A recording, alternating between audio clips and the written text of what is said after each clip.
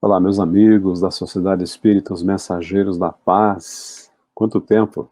Estamos de volta para falar de Jesus, para falar do seu Evangelho, das boas novas, para trazer para todos nós o ânimo de volta. Muitas pessoas, muitos colegas, inclusive pessoas muito próximas, estão desanimadas, desamparadas, se sentindo realmente muito desamparadas. E nós temos várias medicações, aspas, vários remédios para que nós suportemos com maior coragem e com sucesso essa pandemia, essas dificuldades, não só a pandemia, mas as dificuldades na forma geral, né? Todas as dificuldades.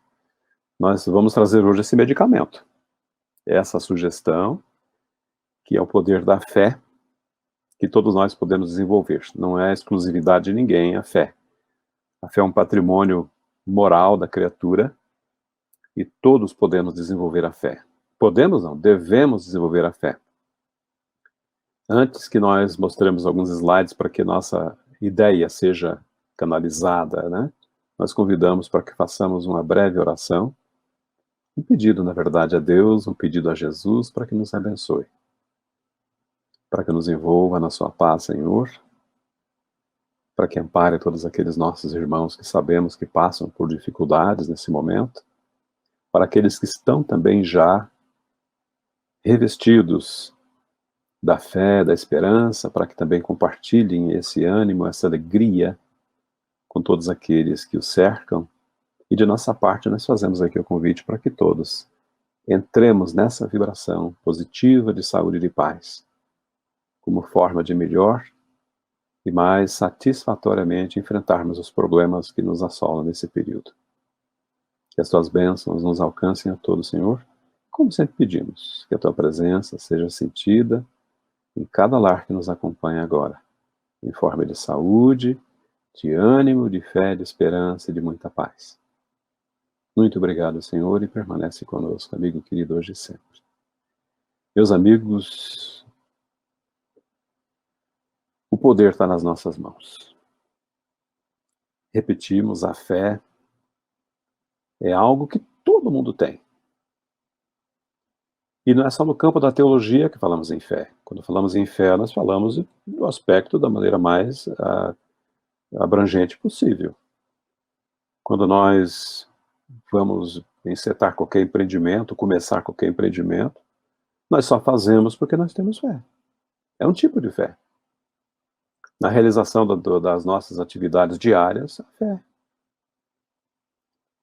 E também para a superação das dificuldades mais dolorosas, a fé.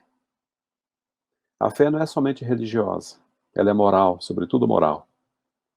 Moral no sentido de que, repetimos, agora estamos aqui fazendo a nossa live com fé. Na expectativa que não fale nada, por exemplo, né? A gente tem sempre fé. Essa esperança, essa certeza. Lógico, a gente prepara tudo antes. Porque a fé tem que ser ativa. Né? Eu simplesmente sentar ou deitar e ficar esperando as coisas acontecerem, não vai acontecer, não. Não vai acontecer. A fé, nós não encontramos em lugar nenhum, mas por nossa conta, ela traz anexa um convite para a ação, para a proação, proatividade. A ação proativa, claro, é redundante, mas tem que ser assim, para que a gente veja a nossa expectativa realizada, concretizada. Porque senão não faz sentido, né, meus amigos? A gente simplesmente ficar esperando, desejando, não. Tem que ir adiante. Como nós falamos, nós vamos compartilhar com todos vocês algumas telas. Essa primeira que eu quero compartilhar é a tela que vai falar a respeito do título da nossa exposição de hoje. Tem um mousezinho aparecendo, deixa eu esconder esse ponteirinho ali bem no cantinho, para vocês não verem. Nós vamos falar sobre esse tema aqui, meus amigos, o poder da fé. Repetimos, todas as nossas palestras de agora em diante terão esse mote, esse objetivo, pelo menos se não essencialmente isso, somente isso, mas bastante disso. Porque nós temos um potencial. Nós vamos mostrar, tem um autor que nós gostamos demais, Leon Denis. Tem uma parte daquele livro, O Problema do Ser, Destino e da Dor, que é um cântico. Aquilo é filosófico. mas ao mesmo tempo é de uma poesia, meus amigos, que é um negócio impressionante. Que coisa impressionante, Denis, em todas elas, mas especialmente nessa. Que coisa impressionante. As Potências da Alma, capítulo 20, se não me falha a memória. Que maravilha, que maravilha. Faz a gente pensar assim, nossa, mas eu nunca imaginei que eu fosse capaz de fazer isso. De me desdobrar esse ponto que tinha essas potências, essas capacidades, essas potencialidades. Nunca me imaginei. Aí vem Denis e fala assim, você sempre teve, na verdade, todas essas capacidades, só nunca ninguém te falou, e estamos falando agora, não é? A gente está aqui justamente para balançar essa estrutura, fazer com que a gente realmente, nós nos reconheçamos como esses portadores dessas habilidades todas, porque nós somos portadores dessas habilidades. Lá no capítulo 19, A Fé Transporta Montanhas, tem o tópico de hoje, que nós vamos trabalhar o poder da fé. É evidente que vamos tratar de outras obras também, mas especialmente no Evangelho, que é um livro, é o nosso livro Luz da Codificação, né? No tópico 1, né, desse capítulo 19, tem a informação a respeito de uma lição de Jesus muito profunda, falando a respeito da fé. Vocês vão lembrar já do que se trata. Quando ele veio ao encontro do povo, eu destaquei ele veio ao encontro do povo para dizer, olha a proação de Jesus. Com o seu poder, com o seu brilho, com a sua luz, até rimou, ele poderia simplesmente estar cuidando da existência dele, mas não. O Cristo tem um compromisso com todos aqueles que ele ama e que nós também o amamos. Então ele vai ao encontro do povo, né? E quando ele veio ao encontro do povo, um homem se lhe aproximou e, lançando-se-lhe de joelhos a seus pés, disse, isso tudo são ações proativas. É lógico que a gente vai comentar o desdobramento dessa passagem do Evangelho, mas somente essa passagem já é uma maravilha. Olha quanta ação. Jesus veio, o verbo veio. Um homem se lhe aproximou, o verbo, lançando o verbo, e ele disse. Ou seja, ele movimentou a sua capacidade, o seu poder. Senhor, tem piedade de meu filho, que é lunático e sofre muito, pois cai muitas vezes no fogo e muitas vezes na água. E ele continuou fazendo esse pedido para Jesus. Apresentei-o aos seus discípulos. Olha a ausência de fé do outro lado. Mas eles não puderam curar. Aí ele foi procurar o Cristo. Ele continuou dizendo assim. Aliás, o Cristo respondeu, né? E essa resposta também é outro momento em que a gente pode pensar assim, meu Deus, que forma mais né, forte, né, intensa do Cristo dar uma resposta. Mas ele tinha que chamar a atenção. Como nós estamos fazendo agora, evidentemente com outras palavras e tal. Absolutamente com outras palavras. Ó raça incrédula e depravada, que não tem exatamente o sentido que a gente imagina no primeiro momento. Até quando estarei convosco? Até quando vos sofrereis? E aí vem um pedido de proatividade de novo para o pai que veio, né, sem o menino. Trazei-me aqui esse menino. Percebe que tem uma mensagem oculta também nisso? O trazei-me aqui faz parte também do processo de cura. Esse movimento a favor é muito importante que todos nós façamos, meus amigos. Porque quando nós queremos qualquer coisa, não somente a cura, mas qualquer coisa, já falamos e repetimos, se a gente ficar sentado aqui no conforto da nossa casa esperando, não vai acontecer nada. Mas pode ter certeza que não vai acontecer absolutamente nada. Agora, quando nós vamos, né, saímos para o mundo e vamos atrás dos nossos objetivos, daí as coisas começam a acontecer. Aí ele continua falando assim, meus amigos, trazer aqui esse menino. Pois muito bem. O que o pai fez? Trouxe o menino. E tendo Jesus ameaçado o demônio, este saiu do menino, que no mesmo instante ficou são. É lógico, a gente não vai discutir, entrar no mérito aqui, mas nós vamos interpretar esse ameaçar o demônio e sair do menino como uma cura de uma enfermidade física, no primeiro momento. Não que não pudesse ter havido a expulsão, aspas, que o espírito não se expulsa, não é? A condução, esclarecimento, encaminhamento, não que não pudesse ter acontecido. Claro, pode ter acontecido o encaminhamento de um espírito. Mas vamos tomar isso, num primeiro momento, como a cura de uma doença mesmo. Os discípulos, depois que Jesus fez essa cura, vieram para ter com Cristo, né, em particular, né, isolados ali, para que, evidentemente, resguardar, evidentemente, a sua né, a sua identidade, a sua condição, a sua dificuldade mesmo, e perguntaram, na verdade, foram eles, que não foi um só, mestre, por que não podemos nós outros expulsar esse demônio e fazer essa cura? Essa pergunta é muito significativa, que nós fazemos isso o tempo todo. Por que não posso eu fazer aquilo que o meu irmão fez? Ele foi tão feliz, teve um sucesso grande no empreendimento dele, no estudo, não tem fim. Por que eu não posso fazer? Essa é uma pergunta que nós devemos fazer sim. E aí Jesus dá a chave da questão. Por causa da vossa incredulidade.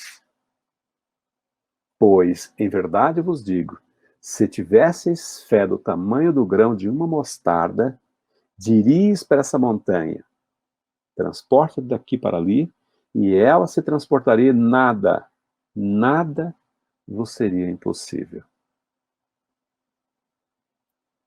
Percebe o valor o poder que tem a fé? É evidente que, como seres imortais, nós temos o tempo, todo o tempo do mundo à nossa disposição, nós sabemos disso também. Nós pedimos muitas coisas, planejamos muitas coisas, e não devemos exigir que no segundo seguinte ela esteja realizada, não. Certas coisas demandam tempo. Daí vem a paciência, né, que é uma virtude sublime. Então, muitas coisas nós pedimos e nós temos que ter a paciência para aguardar e ver acontecer. Tá? É assim que funciona. Pois muito bem, mas voltando aqui a essa questão, meus amigos, Jesus deu essa orientação e disse que se nós tivéssemos a fé, nada nos faltaria. Lá no item 2, desse capítulo 19 ainda, Allan Kardec, por isso que eu disse para vocês não pensarem, num primeiro, claro, não que não fosse possível, mas não pensarem no primeiro momento na expulsão, na condução de um espírito, mas sim na cura daquele menino, a cura de uma enfermidade grave, gravíssima. Unicamente no sentido moral, que nós vamos analisar, como Kardec fez, tá? Por isso nós fizemos aquela ressalva. Pois muito bem, meus amigos, o que são as montanhas, já que vamos fazer essa análise moral? O que são essas montanhas que a fé remove? Aqui fica interessante, né? As dificuldades, por exemplo. Todas as dificuldades que nós enfrentamos são, aspas, na metáfora, né? Montanhas. E quem não as tem? Quem não tem dificuldade? No mundo que nós temos aflição para todo lado, evidentemente que nós temos dificuldade o tempo todo. E faz parte do processo. Sem que nós sejamos cotados, como já fomos muitas vezes, masoquistas, espíritos, se vocês espíritos são masoquistas, gostam do sofrimento. Não é que nós gostamos do sofrimento. Muito pelo contrário. Ninguém gosta do seria uma enfermidade, uma patologia gostar do sofrimento. O que acontece é que a maneira como se vê o sofrimento é diferente. Aqui, eu não vou entrar em detalhes, mas a gente trabalha com informática aqui. Quanto mais difícil é o problema para resolver, mais a gente aprende. Porque nós nunca vamos, já que eu toquei no assunto da informática, nunca vamos direto ao ponto nesse campo. Nós sempre temos que passar por várias outras expectativas, testes, subtestes, análise, experimentos, enfim, para chegar. A gente aprende muito com as dificuldades. Outra montanha, essa é terrível. Porque essa é de cunho eminentemente moral, a má vontade. A pessoa vai fazer alguma coisa, vai desempenhar uma tarefa, fazer, sei lá, cumprir qualquer coisa, da menor a maior, e vai se arrastando. É terrível isso. O trabalho vai ficar mal feito, vai pesar muito mais para quem está executando, vai ficar 2 vezes mais pesado, no mínimo, vai demorar mais, não vai provocar esse trabalho uma alegria, uma satisfação em quem vai se utilizar dele, de repente. A má vontade é terrível, terrível, terrível. E a gente encontra isso em todos os campos, infelizmente. Isso sim é uma montanha, mas tem mais montanhas. Os preconceitos da rotina. Por preconceito aqui, entendamos aqueles conceitos feitos antecipadamente. Claro, pré-conceito.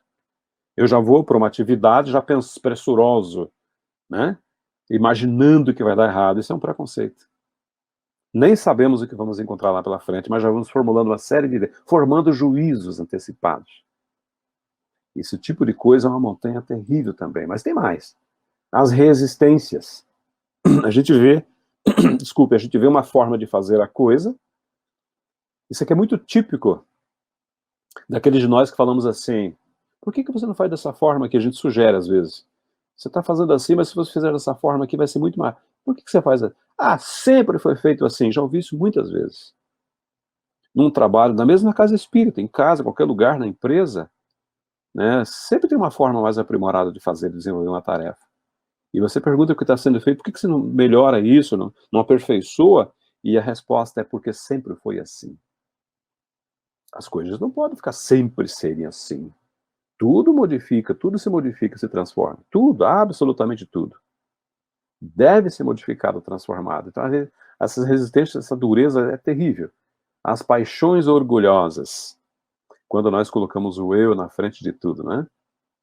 Eu faço dessa forma, eu faço de outro jeito, ninguém faz melhor que eu. Quando é bem o contrário, todo mundo faz melhor do que nós, não é verdade? Então, esse apego a uma conduta que muitas vezes está equivocada, e quase é um processo quase de fascinação esse, de paixão orgulhosa. Quando todo mundo vê que tem alguma coisa para ser consertada, resolvida, melhorada, e só a criatura que está fazendo não consegue enxergar. Isso é terrível. Por isso são montanhas. O interesse material. Vamos colocar um contraponto aqui. O contraponto seria o benefício espiritual. Né? Quando nós pensamos adiante, naquilo que transcende, naquilo que vai perdurar, permanecer, mas não, nós queremos só o agora, eu quero para já. Olha o eu de novo, né? Entra aqui o orgulho também, esse interesse, claro, tá ligado a esse interesse material. E as pessoas ficam presas a essa condição presas, se auto-prendem, se é que eu posso criar esse neologismo. Elas se auto-encarceram, agora ficou melhor, né? Porque esse interesse material é algo que nos beneficia, geralmente, por muito pouco tempo. Repetimos, um contraponto do interesse material são os benefícios que tem as questões de trato espiritual, aquelas que com valor que não tem prazo de validade, né? Por exemplo, a caridade, por exemplo. O que se faz em termos de caridade não se perde. Você faz a caridade hoje sem procurar, esperar retorno. Lá na frente você vai ser ajudado e você não vai saber por que você foi ajudado. Mas Deus sabe. Na verdade, a caridade é uma mão estendida que, quando você menos espera, ela também, alguém estende para você. Como nós falamos aqui, bem o primeiro tópico de dificuldades, pode ter certeza. O auxílio que você está recebendo agora, por exemplo, de alguém, é resultado de um benefício que você aplicou no passado. Tudo volta, né? A cegueira do fanatismo, que é terrível. Vamos colocar aqui no campo da teologia, por exemplo, só por exemplo, que são vários outros campos também, quando nós não enxergamos nada além do nosso olhar. Nós temos a famosa ideia fixa. E tem muito a ver com o tal do sempre foi assim também, né? E, além de tudo mais, o fanatismo é uma pressão intensa, que é um dispêndio, muitas vezes, de energia muito grande, em nome de algo que não tem lá muito fundamento, né? E o egoísmo, que tem a ver com todos os eus que nós falamos até agora. Não precisa nem comentar. Egoísmo junto com orgulho realmente são aquelas chagas terríveis, não é verdade, meus amigos? Pois muito bem. A fé robusta, quando nós queremos fazer alguma coisa, ela tem que ser assim, como está ali. Robusta, grandiosa, forte, né? Consistente, poderosa. Tem que ser assim, tem que ser poderosa.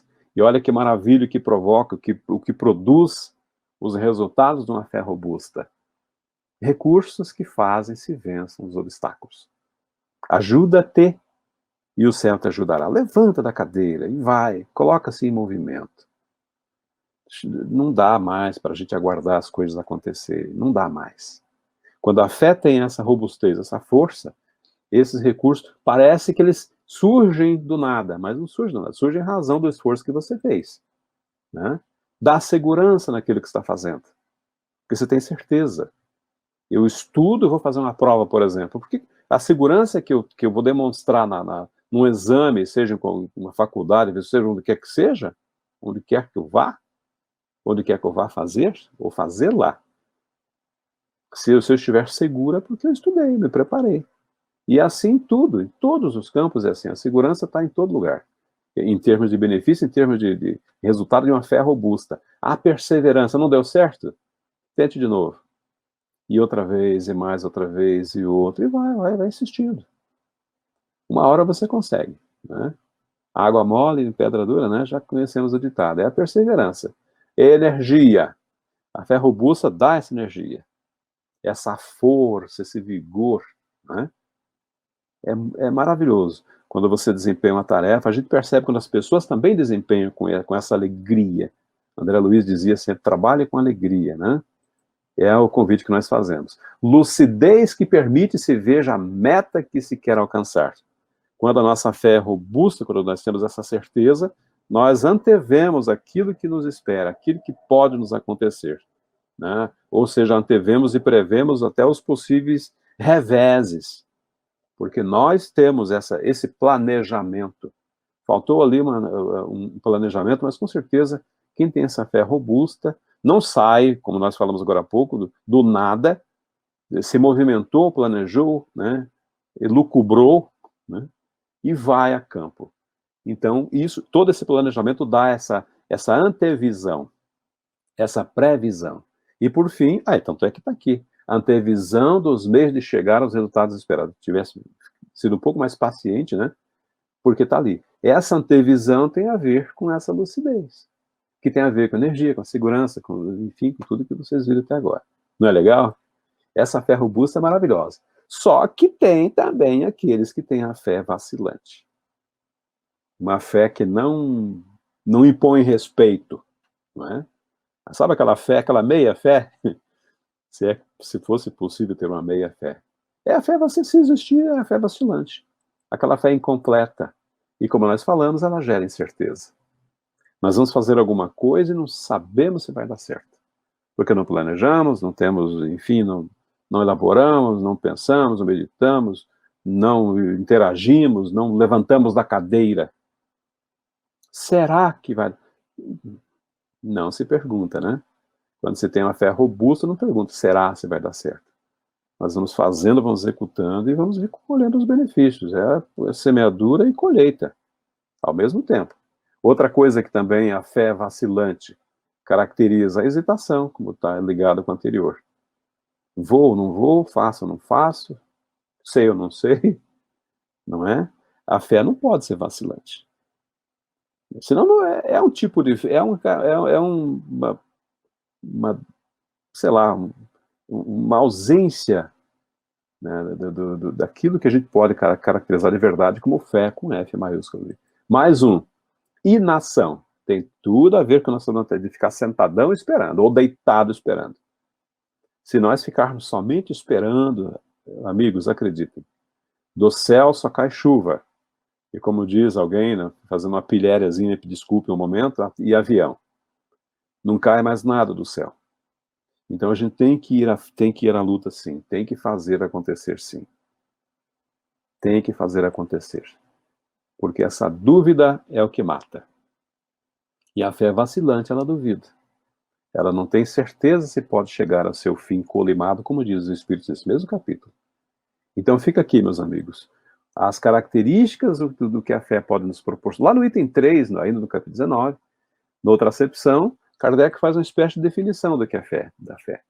Ele diz, entende-se como a fé a confiança, tudo que já falamos aqui, que se tem na realização de uma coisa a certeza de atingir um determinado fim. Essa é uma provável, não única, né?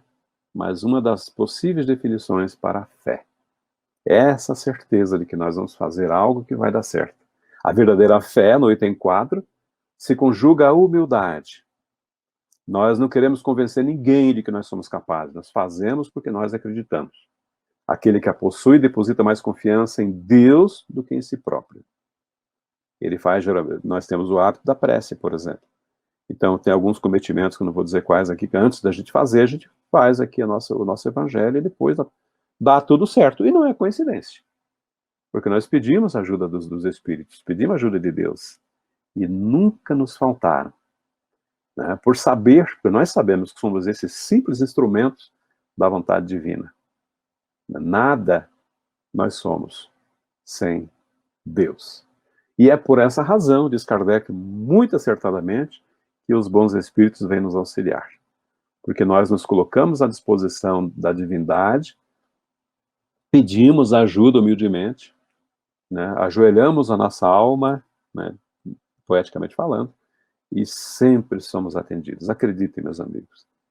Nada não tem força que resista ao poder da fé, ao poder da oração, que também é outro tópico que nós vamos tratar daqui a pouco com vocês também. Pois muito bem.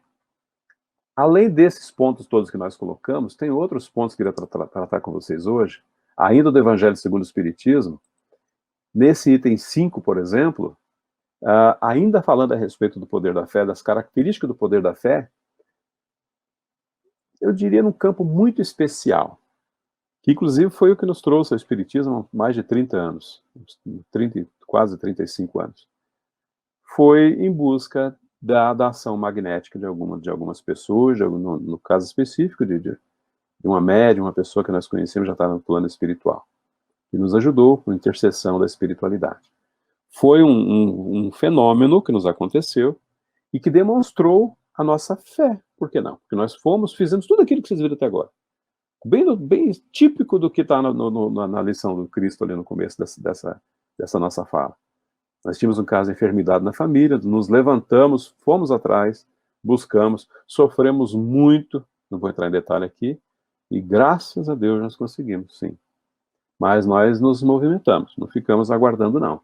O poder da fé se demonstra de modo direto e especial na ação magnética. Por intermédio dessa ação magnética, o homem atua sobre o fluido, agente universal, modifica-lhe as qualidades e lhe dá uma impulsão, por assim dizer, irresistível. Aqui cabe bem rapidinho falar a respeito de fluido, mas muito rapidamente. Tudo que vocês estão vendo aqui, até o que vocês não estão vendo, é composto de fluido. Substância elementar. São substâncias primárias, mas primárias ao extremo. E compõe tudo que existe, o material, o metal, todos os materiais que vocês conseguem ver e repetir. Não tudo, eu disse absolutamente tudo. O que nós vemos, os corpos opacos ou não, água, madeira, em tudo que vocês podem ver por aí, que nós vemos e transformamos, inclusive, são variedades, são transformações desse fluido universal. E ele existe no mundo de uma forma primária e que ele é tão, digamos, maleável, mas tão maleável que ele obedece até uma impulsão do nosso pensamento. E tem pessoas que têm essa capacidade de movimentar esses fluidos, mais do que outras pessoas. Os médiuns curadores, por exemplo, movimentam esses fluidos. Fazem com que eles ganhem algumas características, reponham tecidos danificados, digamos assim, do corpo, contando, evidentemente, sempre com a ajuda dos bons espíritos, a permissão divina, e operam esses fenômenos de cura que Kardec colocou na lição ali. É maravilhoso a gente ver, quem assistiu isso, quem já viu isso, como nós vimos, repetimos, foi a nossa vinda para o Espiritismo, nós assistimos muito de perto essa manipulação dos fluidos. Pois muito bem, meus amigos. Ainda no capítulo do Evangelho segundo o Espiritismo, capítulo 28, nós temos uma coletânea de preces espíritas. E o que nos chamou mais atenção, as preces, nós sabemos como fazer as preces, evidentemente. O que chamou-nos a atenção foram as orientações que constam do prefácio desse capítulo 28. É muito interessante a gente ver o que está no prefácio do capítulo 28, porque ali tem orientações muito interessantes, muito seguras para que todos nós compreendamos melhor como se dá o fenômeno, especialmente sei lá, não somente da cura, como nós comentamos aqui, mas a ajuda de forma geral. Por que somos ajudados e por que às vezes, porque não somos ajudados, já vimos ali na fé que vacila, né? A fé vacilante. Mas veja que interessante como os espíritos dizem, ou as instruções que eles... A lembrança, na verdade, que tá aqui não é novidade para ninguém, a gente já sabe disso. Mas a lembrança é a primeira lembrança é que nós temos sempre, aqui agora, do nosso lado, do lado de vocês aí, esse Espírito bom designado por Deus. Desde que nascemos, todos temos ligado a nós um Espírito bom que nos protege, que nos ama, que faz isso em nome da divindade, em nome de Deus. Isso por si só já seria suficientemente consolador. Repito, nós estamos aqui trazendo uma lição nova, só relembrando isso, que muitos esquecemos. E, gente, dá uma pena, às vezes, de ver as comunicações da própria glorificação e dizer, nós estamos aqui, vocês não pedem ajuda. Nós sempre estivemos aqui à tua disposição, mas vocês não pedem, eles não vão agir contra a nossa vontade. Deus, em nosso anjo guardião, nos deu um guia principal e superior, um espírito sempre de ordem muito elevada. Mas além desse espírito, desse anjo guardião, tem outros espíritos, são espíritos protetores, que também eles não têm a mesma elevação dos anjos de guarda, mas eles são também espíritos bons. Espíritos familiares, que são aqueles que tiveram contato conosco durante encarnações, e espíritos espíritos simpáticos, que nem não são necessariamente espíritos superiores. Muitos até se comprazem com as nossas imperfeições. Daí a simpatia, ou seja, os gostos são os mesmos, né? Mas o fato é que nós temos espíritos sempre à nossa disposição, bons espíritos, para que eles venham e nos ajudem, aí vem a prece. Por isso que nós dizemos que não falaremos exatamente da prece, mas sim o prefácio é muito interessante. Olha só o que diz o prefácio. Como Kardec foi prudente e foi oportuno em trazer essa orientação para nós. A prece aos anjos guardiães e aos espíritos protetores deve ter por objeto solicitar-lhes a intercessão junto de Deus. Olha que maravilha. Pedir-lhes a força de resistir às más sugestões e também que nos assistam nas contingências, nas dificuldades da vida. Porque, repetimos, eles ficam lá o tempo todo aguardando de nossa parte um movimento. E nós, muitas vezes, não fazemos esse movimento. Talvez por comodismo, por achar que não seremos atendidos, por descrença, por aquelas dúvidas que colocamos agora há pouco, dúvida, incerteza, hesitação, e a gente não pede ajuda. Olha, meus amigos,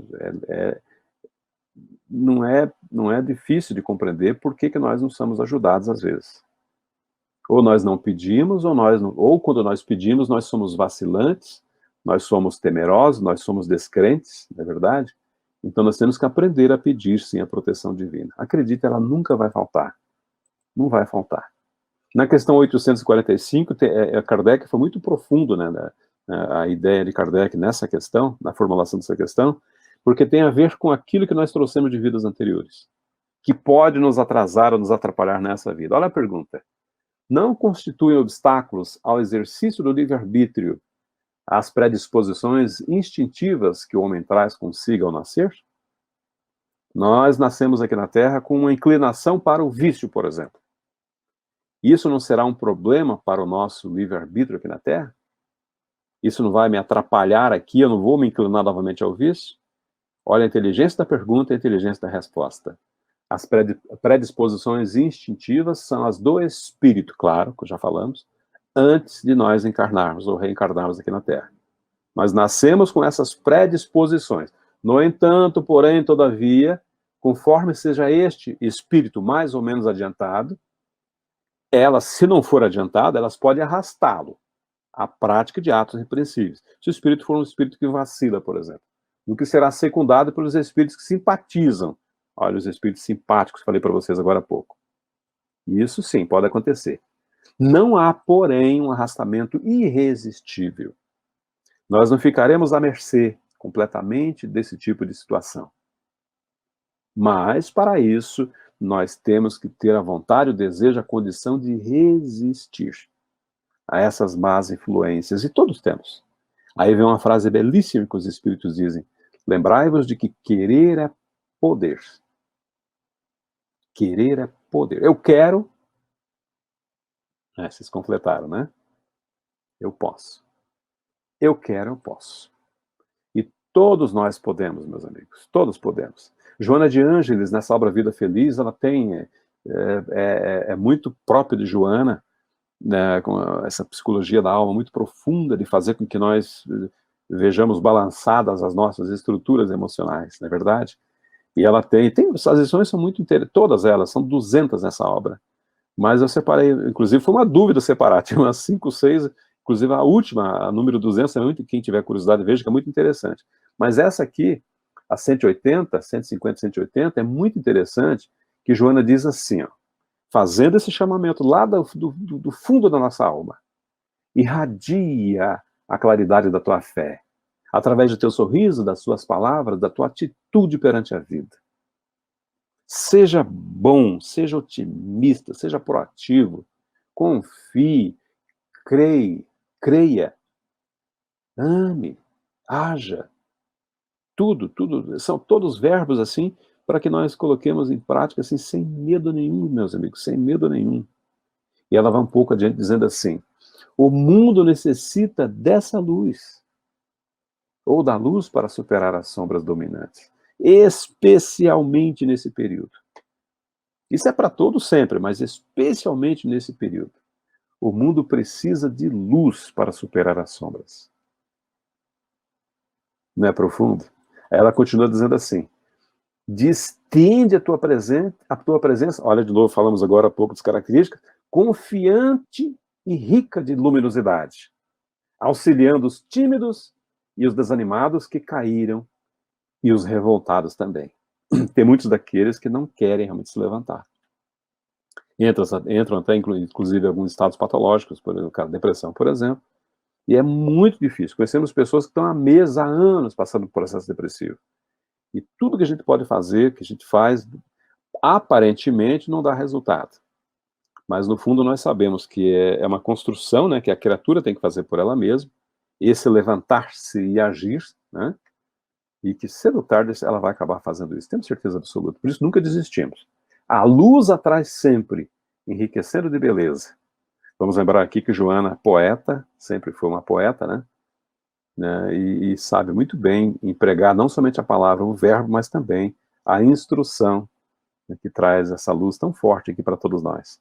A luz atrás sempre. Ela está fazendo isso agora, enriquecendo de beleza. Não deixes que se apague essa estrela. Ela é quase um pedido, né? Por favor, parece um por favor à esquerda ali. Não deixe que se apague essa estrela, porque haja fatores dissolventes e agressões em volta. Porque repetimos, no mundo nós só teremos aflições. E se nós nos focarmos a nossa atenção somente nas dificuldades, aí vai ser complicado mesmo. Aí não vai ter jeito mesmo, né? E Joana continua, para fechar: deixa brilhar essa luz, apontando rumos ditosos, felizes, para os que anelam por uma oportunidade de realização, começando por você mesmo. Brilha a sua luz. O Cristo já dizia que nós somos deuses. Mas nós não acreditamos, né? Ou não ouvimos, ou não demos a devida atenção. Mas o Cristo nunca esteve errado. Nas suas falas sempre foram de uma oportunidade muito grandiosa. Nós somos deuses, é o que Joana está nos dizendo. Como nós falamos agora há pouco de Leon Denis, repetimos não somente o aspecto da filosofia que está nas obras desse autor fantástico, mas tem muita de poesia também na fala de Denis. Os filósofos e os poetas vão adorar, com certeza, quem não leu ainda, toda a série, né, são várias obras desse autor, contemporâneo de Kardec, nasceu em alguns anos, umas décadas depois de Kardec, viveu no mesmo período do codificador. Ele tem, né, nessa obra, O Problema do Ser, Destino da Dor, já mostra o capítulo, vai aparecer em cima ali, essa sentença que diz assim: para assegurar a depuração fluídica e o bom estado moral do ser, tem-se de estabelecer uma disciplina do pensamento, de se seguir uma higiene da alma, estabelecer, seguir verbos, assim como é preciso observar uma higiene física para manter a saúde do corpo. Ele está dizendo que para que nós tenhamos uma mente saudável, nós devemos fazer todo o processo que nós fazemos para ter o corpo bem aprumado, a barba feita, quem tem cabelo, né, para pentear, tudo arrumadinho e tal, nós temos esse mesmo arranjo que nós fazemos no nosso exterior, devemos fazer no nosso interior, para que nós tenhamos um bom estado moral. Não é legal? Então, recomendo muito, muito, muito, sem problema algum, as leituras de Denis. Como eu falei, o próximo capítulo, 24, se não me engano, é o 24, ele diz que o título é a disciplina do pensamento e a reforma do caráter. Já que na primeira lição que nós trouxemos, ele falava do pensamento, agora nós vamos ver como é que isso acontece. Denis diz assim: o homem só é grande, só tem valor pelo seu pensamento. Por ele, pelo pensamento, suas obras irradiam e se perpetuam através dos séculos. Vou até sair daqui para comentar com vocês. São aquelas construções que nós fazemos, não a construção de um prédio, de uma casa, mas a construção mesmo do indivíduo, a nossa autoconstrução. E isso vai irradiar, como dizia Joana lá no anterior, por muito tempo, por séculos, por milênios, pelo tempo afora. Mas tem que começar lá dentro da criatura. Aí nós vamos dar uma olhadinha na tela inteira agora, só para vocês verem ela inteira. O homem só é grande, só tem valor pelo seu pensamento. Ou seja, ele é aquilo que pensa. Por ele, por seu pensamento, suas obras irradiam e se perpetuam através dos séculos. E por nossa conta, através dos milênios. Olha que maravilha. Vamos ver se tem mais uma. Tem mais uma de Denis. Olha só o que ele diz. Nas horas matinais, essa aqui é um convite para todos nós que fazemos as nossas orações cedinho. Aqui nós temos o hábito, pela primeira atitude do dia, a primeira, né? Para não dizer, a gente passa e toma um pouquinho d'água, para que é um hábito também. A gente toma meio copo d'água, e vimos aqui e fazemos a nossa prece. Olha o que o Denis fala. Nas horas matinais, bem cedinho, a alma, pela oração e pela meditação, eleva-se com mais fácil impulso até as alturas, onde se vê e compreende que tudo, a vida, os atos, os pensamentos, está ligado a alguma coisa grande e eterna, e que habitamos um mundo em que potências invisíveis vivem e trabalham conosco. Se nós conseguíssemos todo dia fazer leitura somente desse trecho de Denis, e passarmos o dia meditando na profundidade que tem essa instrução, o dia, com certeza absoluta, sem medo nenhum de me equivocar, o dia seria muito diferente. O dia seria muito diferente, com certeza absoluta. Até o cachorro latiu lá, tadinho. Então veja, meus amigos, como que nós temos instruções, várias instruções, para que nós sigamos aí com certeza, com essa garantia. Cada alma, diz Denis, pode criar com seus pensamentos uma atmosfera espiritual tão bela, tão resplandecente, como nas paisagens mais encantadoras. A nossa mente cria esse ambiente. E na morada mais mesquinha, no mais miserável tugúrio, há frestas para Deus e para o infinito.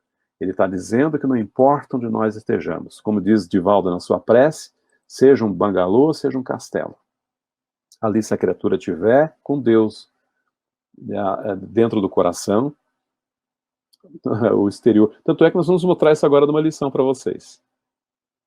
Uma lição belíssima que vai falar sobre isso. Então, onde quer que nós nos encontremos, meus amigos, se você tiver com esse pensamento, com essa alma adornada pela prece, pela certeza, pela fé, pela esperança, não importa onde você esteja, você será uma pessoa feliz, pode ter certeza absoluta disso.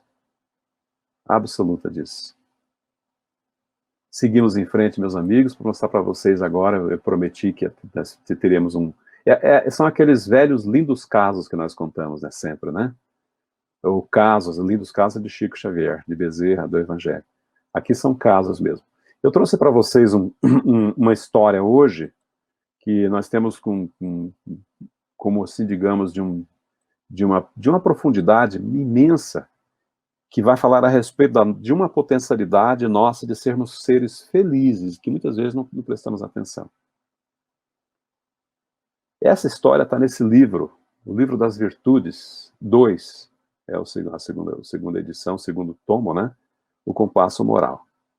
Nesse livro tem uma lição muito bonitinha, que nós selecionamos para vocês, que está bem no finalzinho, e que diz assim: era uma vez, pode ser contado para criança também, mas todos nós somos crianças de certa forma, né? Então, era uma vez, parece história de criança, mas não é. É história para todos nós, que ela tem um fundo moral muito importante. Um pequeno príncipe, que morava em um país muito distante. Lá num país muito longínquo, tinha um pequeno príncipe, um jovenzinho, um menino. Era um dos príncipes mais felizes que já existiram. Ria, cantava e brincava o dia inteiro. Era uma alegria só. Sua voz era doce como a música, seus passos levavam alegria onde quer que fosse. Todos pensavam que era uma magia o que fazia aquele príncipe ser tão feliz. O príncipe levava ao pescoço, no entanto, uma característica, uma corrente de ouro, tem um coração ali, um coração maravilhoso, feito de ouro também, e enfeitado com pedras preciosas. A madrinha desse pequeno príncipe lhe dera de presente esse coração quando ele era bem pequenininho. Quando ele passou a corrente pelos cabelos cacheados dele, aquela senhora disse assim, a tia disse assim para ele. Desculpa, a madrinha disse assim para ele. Usando este coração, o príncipe vai ser sempre feliz. Cuidado para que não o perca. Todas as pessoas que cuidavam do príncipe, por isso, vigiavam-no para que a corrente estivesse sempre no lugar, sempre segura ali no pescocinho dele. Mas um dia encontraram um príncipe no seu jardim, muito triste, chorando, lacrimoso, franzindo o rosto numa careta incrível e feia. Vejam, disse ele, e apontou para o pescocinho. E todos viram o que tinha acontecido. O coração do príncipe havia desaparecido, aquele coração de ouro, aquela corrente maravilhosa. Ninguém conseguiu encontrá-lo. E cada dia que passava, o príncipe ficava ainda mais triste. Um dia, perderam-no de vista. Ele sumiu da vista de todo mundo. Ele havia partido, ido embora sozinho para procurar o seu coração feliz, de que tanto precisar para voltar a ser feliz. O pequeno príncipe procurou o dia todo, procurou e procurou pelas ruas da cidade, no campo, nas lojas, portas, onde moravam ricos, pobres, ele procurou em todo lugar. O coração feliz que ele havia perdido não estava em lugar nenhum. Finalmente, estava chegando a noitinha já, ele ali naquele desalento total, cansado, com fome, nunca tinha se afastado tanto de seu reino e nem se sentido tão infeliz na sua vida. Quando o sol já estava morrendo no horizonte, ele chegou a uma casinha muito pequenina, muito pobrezinha, marcada ali pelo tempo, desgastada pelo tempo, e ficava na beira de uma grande floresta. Mas quando ele passava pela janela, ele viu que tinha uma luz muito brilhante dentro da casa. Assim, atraído por aquela luz que brilhava, ele abriu a porta, como faziam os príncipes, não precisava pedir permissão, e entrou na casa. Quando esse menino entrou na casa, ele viu uma mãe, muito pobre, ninando um bebê no colo. O pai lia uma história em voz alta. A filhinha arrumava a mesa para o jantar. O menino, quase da idade do príncipe, estava cuidando do fogo. O vestido da mãe era velhinho, vestido velho, amarrotado, batido. E o jantar seria só mingau com batatas. E a lareira era muito pequena. Mas a família, apesar de tudo isso, era muito feliz. Eles eram muito felizes, tão felizes quanto o príncipe sempre desejou estar e permanecer feliz. E ele ficou surpreso com aquilo tudo. Como é que os rostos daquelas crianças podiam ter tanto riso, tanta alegria? Os pezinhos rápidos, brincando para lá. Como era doce a voz daquela mãe. Olharam para aquele menino e perguntaram, você quer jantar conosco? Pareciam não ter reparado a expressão preocupada e feia do menino, do príncipe, nem se preocuparam com isso. Simplesmente perguntaram para o príncipe, você quer jantar conosco? O príncipe perguntou então, onde é que estão os corações felizes de vocês? Que eu não estou vendo. Vocês estão felizes? Cadê os corações felizes de vocês? Os meninos um olhou para o outro e disse, mas nós estamos entendendo o que você quer dizer. Eu não entendi. Com o coração feliz, como é que é isso? Ora, o príncipe falou, para rir e ser feliz como vocês, é preciso usar uma corrente de ouro no pescoço. Onde é que está a corrente de ouro de vocês? As crianças caíram na risada. Riram muito do menino e disseram para ele, nós não precisamos de corações de ouro, de correntes de ouro, nada disso. Nós todos nos amamos muito e brincamos que esta casa é um grande castelo e que vamos ter peru e sorvete no jantar. Depois mamãe conta história para nós precisamos disso, somente disso para viver feliz, ou para vivermos felizes. O príncipe ficou pensativo e disse, eu vou jantar com vocês. Resolveu. Assim que ele jantou, né, naquela casinha tão pequenina, tão pobrezinha, que era um castelo para todos que moravam ali, brincou que aquele mingau com batatas era peru com sorvete, felizes. Ajudou até a lavar os pratos e depois todos se sentaram perto da lareira para conversar, brincar, ouvir histórias, ver aquele fogo alto, né? A mãe contando histórias de fadas para todos eles. Logo o pequeno príncipe voltou a sorrir de novo. O sorriso veio-lhe ao rosto novamente. Era o mesmo rosto feliz, o riso feliz que ele sempre tivera até perder o seu coração de ouro. Sua voz voltou a ser aquela voz adocicada, não era mais aquela voz melancólica, né, como ele estava apresentando agora. Ele passou horas muito agradáveis com aquela família. E depois, ainda para ajudar o pequeno príncipe, esse príncipe, né, o menino acompanhou até o caminho, foi no caminho de volta com ele até bem perto, mas muito perto do seu castelo. Quando estava chegando perto dos portões do castelo, o príncipe olhou para o menino e disse assim: é muito estranho, mas eu me sinto exatamente como se tivesse encontrado meu coração. Apesar de não estar ali. É muito estranho. Parece que eu achei meu coração de volta. E o menino olhou para aquele príncipe e disse assim: você encontrou teu coração. Só que agora teu coração está pelo lado de dentro. Para que nós meditemos, meus amigos, a respeito de onde está o nosso coração. Onde é que estão os nossos valores? Se são nas coisas materiais, se são nos hábitos, se são nas crenças. Falamos agora há pouco a respeito de fé cega, de crença não raciocinada. Nós temos no Espiritismo, por exemplo, esse coração. Aliás, fizemos uma palestra uma vez, o colar de pérolas, justamente para sempre. E mostramos que o nosso colar de pérolas é a nossa codificação espírita, são os ensinamentos que recebemos, é a presença de Jesus no nosso meio.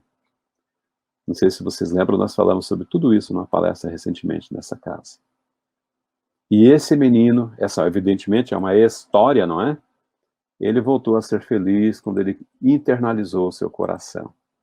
Ele viu que não precisava de um coração para fora, mas sim de um coração pulsando dentro do peito. Ou seja, as suas emoções de verdade, a sua inteligência, tudo que nós vimos até agora para realmente ser feliz de verdade. Lembra que nós falamos no comecinho também, para nós não colocarmos a nossa felicidade em coisas que são passageiras? Quando ele descobriu o coração dentro do peito, a felicidade que circulava em torno dele passou a circular dentro dele. E é disso que nós precisamos, fazer com que essa felicidade circule dentro de nós. Porque senão nós não podemos contagiar ninguém. Ninguém pode dar aquilo que não possui, como dizia Paulo. Então sejamos felizes, sejamos conscientes, sejamos crentes, acreditemos em Deus, acreditemos na bondade de Deus, na presença de Jesus, e sobretudo na presença de tantos e tantos emissários, como falamos agora há pouco também, Ele nos envia para nos auxiliar nas nossas dificuldades diárias. Nós agradecemos imensamente a assistência de vocês, a presença de vocês, mesmo que virtualmente.